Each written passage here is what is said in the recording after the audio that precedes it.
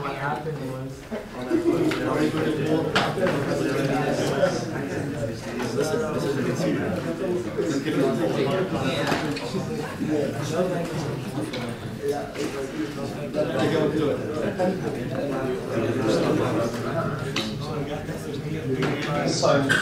She said that?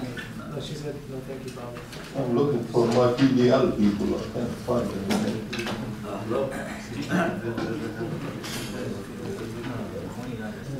محمد القضاي مش هون. جابتي مش هون. Salim is usually like. كل اللي كانوا يقولوا وقت جاي. It's scheduled. It's okay. Okay, well, we're finished now with growth hormone. Inshallah, in the next 4 or 5 days, 6 days, 7 days, something like that, we will cover the adrenocortical hormones. Today we will focus mainly on the mineral corticoids, and we will see where they come from. And these are, we will be talking mainly about aldosterone, the hormone that you've already heard about before, so it's not going to be very complicated. Then we will move to glucocorticoids. And inshallah, next week sometime we will start talking about insulin.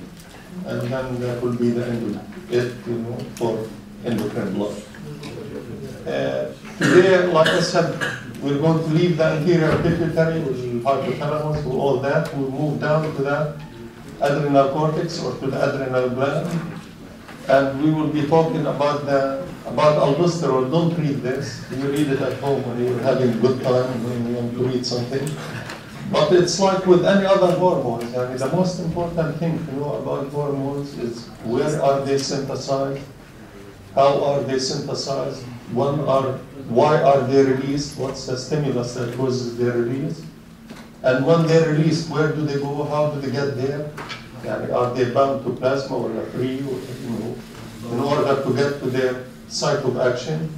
When they get there, what do they do? You need to know the mechanism of action, and it's very simple. These are the things you need to know about any hormone. And of course, we want to know a little bit about what, if something goes wrong, what happens to animals or humans. So today, like I said, we will focus on aldosterone. And again, we're going to be talking about the adrenal cortex. This is a cross-section of an adrenal gland, and it's composed of a cortex and a medulla, kind of similar to the kidney. It sits on the kidney. I don't know if you've seen it in the lab. And it's not very big. And it's composed of a medulla and a cortex. The medulla releases norepinephrine or epinephrine. These are the catecholamines that are released in the blood when the parasympathetics are stimulated, and these are released from the medulla. For now, we will leave the medulla. We'll focus on the cortex. Yes. The cortex is divided into 3 different zones. An outer zone called the zona glomerulosa. Okay, and that's where our good friend aldosterone comes from. And then you have another zone. So the outer zone, just under the capsule, is the zona glomerulosa. And then we have the zona fasciculata, which is in the middle, under the zona glomerulosa, and it's the widest and the biggest zone in the adrenal cortex. And then we have a third zone, which is the zona reticularis. Aldosterone, or let's say mineral corticoids, come from the zona glomerulosa, and the zona fasciculata secretes cortisol, glucocorticoids. That's the main glucocorticoid in human is cortisol. They also call it hydrocortisol. And it secretes also some androgens. Okay? And the zona reticularis also secretes some androgens. We will see what these are.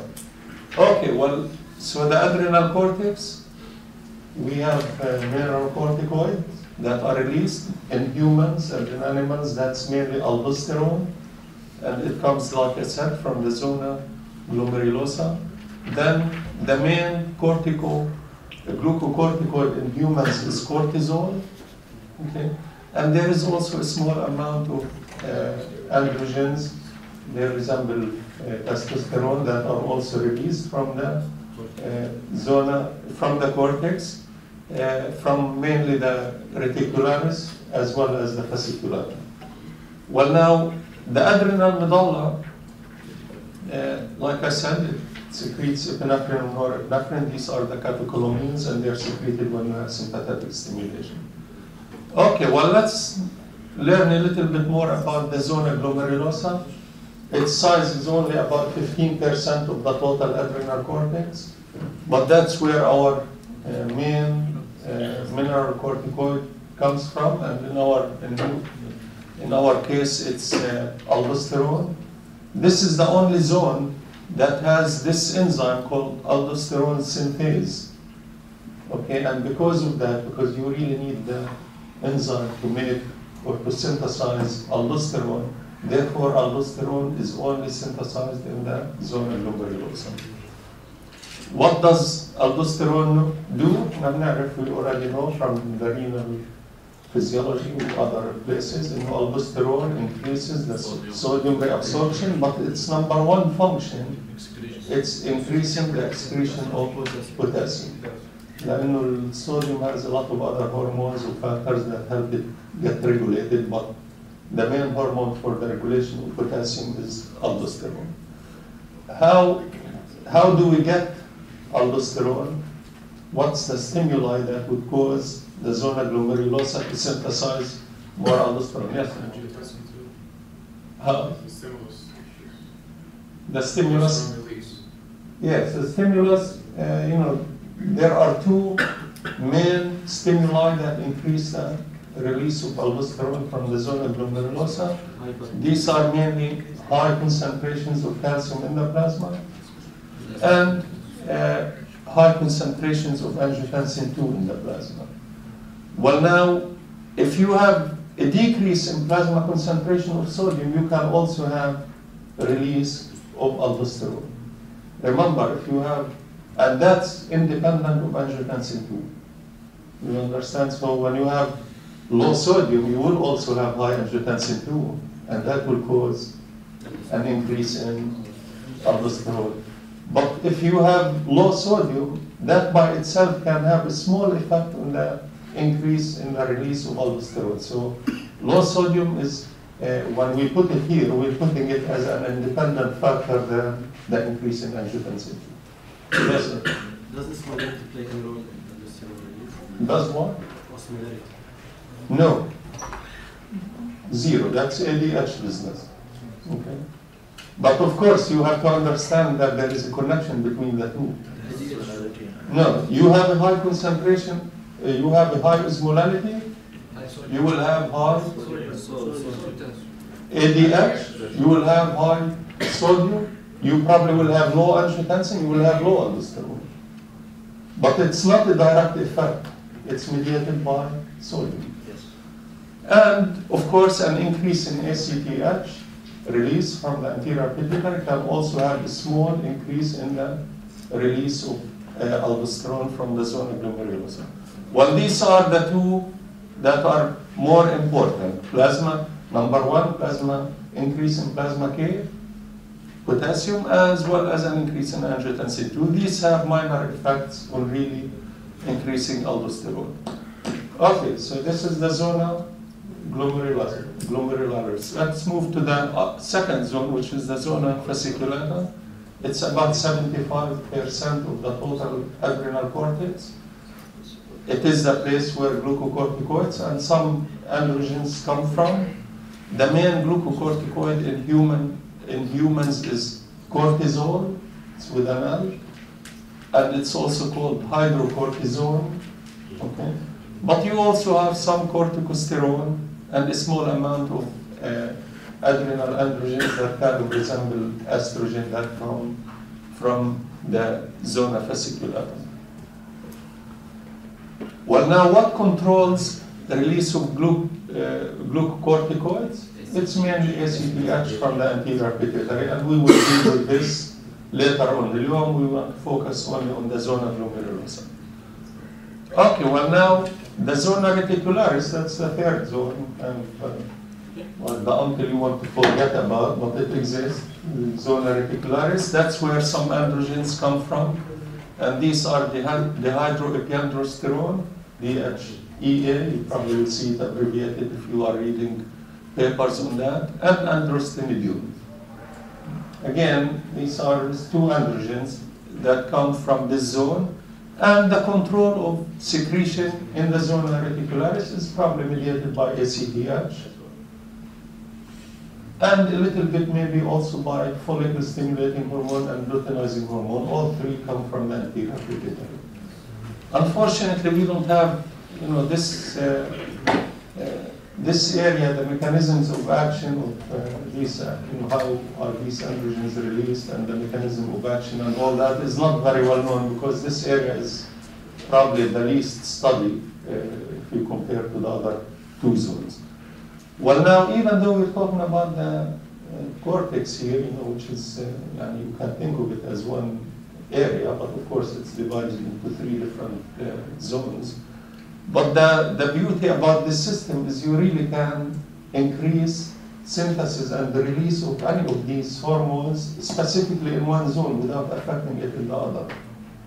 So if you increase the concentration of angiotensin II in plasma, the zona glomerulosa will increase the synthesis and the release of aldosterone, but glucocorticoids are not going to be affected at all, despite the fact that they are in the same neighborhood. So this is kind of creates this very nice independent system for both of them. Okay, well, remember now we're talking about hormones that come from the adrenal cortex, and we know by now that all these hormones are what? They're steroids. We know by now where their receptors are, all that. We'll get back to that at one point. But all human adrenal cortical hormones are synthesized from steroids, or they are steroids, excuse me. They're synthesized from cholesterol. Our cholesterol, of course, it needs to be delivered to the adrenal cortex in order for them to synthesize these steroids. And 80% of the cholesterol that arrives at the adrenal cortex come from low density lipoproteins. Okay, remember these are in the plasma, so they're available for all cells, and they're also in the extracellular fluid compartment. And there is a small amount of cholesterol that can be synthesized de novo within the cells of the adrenal cortex. But the overwhelming majority of the cholesterol that is needed for the synthesis of these steroids come from low density lipoproteins that we have in the plasma. Well, now, remember, these low density lipoproteins are not very small molecules. I mean, they cannot just diffuse through the cell membrane. So they need to be, and remember, they need to be internalized before you can make hormones out of them. And what happens is they enter into the cell through a process of endocytosis, our good old friend that we talked about the first hour we met Abdul Hamid and the rest of you. Endocytosis, remember exocytosis? I mean, endocytosis is the internalization of large molecules into the cell, which is the opposite of exocytosis. How does that happen? There are special areas on the cell membrane that are called coated pits, and these, here we're talking about low density lipoproteins, come in contact with the cell membrane and the coated pits, and this area has also some clathrin, as well as contractile elements such as actin and myosin. So the cells, the low density lipoproteins practically adhere to, they have adhesion to the cell membrane, and then the clathrin as well as the contractile elements simply form like a vesicle, the membrane, and this way this low density lipoprotein can enter the cell via endocytosis. Well, remember now, in the psychosis, these are, these are processes that